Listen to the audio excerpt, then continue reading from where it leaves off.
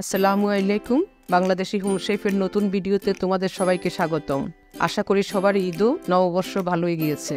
অনেক তো কেক, বান, খিচুড়ি, পোলাও, পিঠা, পায়েস হলো। এবার একটু ভর্তার দিকে নজর দিই। তাই আজকে আমি তোমাদের জন্য 5 রকমের ভর্তা তৈরি করে দেখাবো। তো আর দেরি না করে চলো শুরু করা যাক।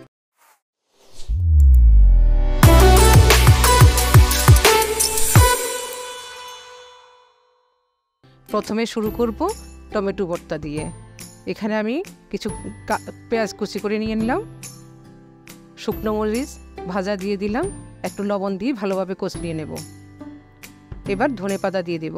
2টা টমেটো একটু হালকা তেলে তাওয়ার মধ্যে সেঁকে নিয়েছি। এবার চামড়া খুলে ভালোভাবে মেখে নেব। একটু সরিষার তেল দিয়ে দিব।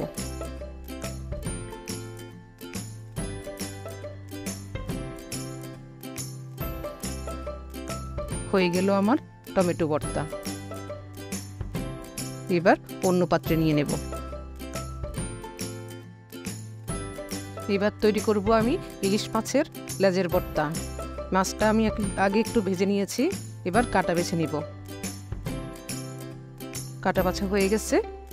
এবার পেঁয়াজ দিয়ে দিলাম,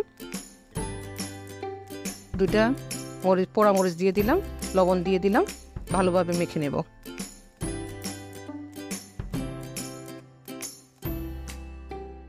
ধনেপাতা দিয়ে দিলাম, একটু সরিষার তেল দিয়ে দিব।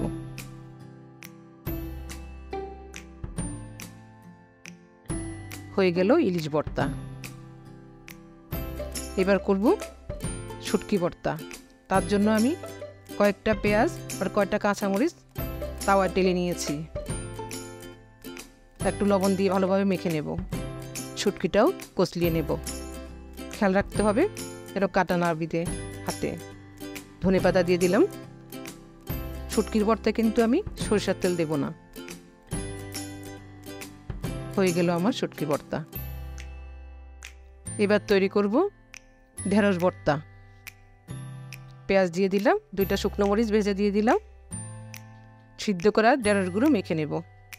মনে রাখতে হবে ভর্তায় সবসময় মোটা করে কাটা পেঁয়াজ দিতে হবে। এখানে একটু সরিষার তেল আমি বেশি করে দেব, কারণ ঢেঁড়সের লোডটা কম হয় সরিষার তেল বেশি দিলে। হয়ে গেল আমার ঢেঁড়স ভর্তা। এবার তৈরি করব আমি আলু ভর্তা। তার জন্য আমি পেঁয়াজ দিয়ে দিলাম, ভাজা মরিচ দিয়ে দেব। মরিচটা আমরা কম খাই তাই অল্প করে দেব। লবণ দিয়ে ভালোভাবে মেখে নেব। এবার আমি ধনেপাতা দিয়ে দিলাম, সিদ্ধ করে মেখে রাখার আলুটা দিয়ে দিলাম, ভালোভাবে মেখে নেব। সরিষার তেল দিয়ে দিব। সরিষার তেলের ভর্তাটা আলাদা গ্রান লাগে। হয়ে গেল আমার আলু ভর্তা। হয়ে গেল আমার ভর্তার সমাহার। ইলিশ মাছের লেজের ভর্তা, টমেটো ভর্তা, আলু ভর্তা, ঢেঁড়স ভর্তা এবং শুটকি ভর্তা।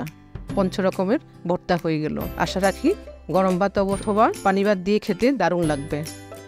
ধন্যবাদ ভিডিওটি সম্পূর্ণ দেখার জন্য। ভিডিওটি ভালো লাগলে লাইক, কমেন্ট এবং শেয়ার করবেন। চ্যানেলটি সাবস্ক্রাইব করে চ্যানেলের বাকি ভিডিওগুলো দেখবেন। আজ এই পর্যন্তই। দেখা হচ্ছে পরের ভিডিওতে। ততদিন পর্যন্ত সবাই ভালো থাকবেন।